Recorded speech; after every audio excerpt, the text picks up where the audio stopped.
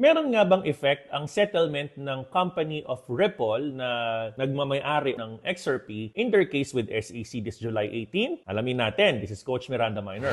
Miranda, this case has been ongoing since December of 2020. So imaginein mo, 4 na taon nang talagang merong mindset of risks ang mga followers ng XRP because of SEC being behind their back. Pero natandaan po natin, around July of 2023, nag-rule out si Judge Torres on that 5 cases within that particular filing sa court. Ang pinaka-importante dyan, case number 2, selling of XRP to secondary market is not a security. Yun ang ipananalo ng Ripple as a case. However, they lost on case number 1, which is selling of XRP to institutions na ito pa rin daw ay security na matatawag. Therefore, nagkaroon ng hearing, back and forth, up until this time, dapat June, nagkaroon ng desisyon si Judge Torres. However, with so many discoveries na ipa-file pa rin, naiusog na yan. Medyo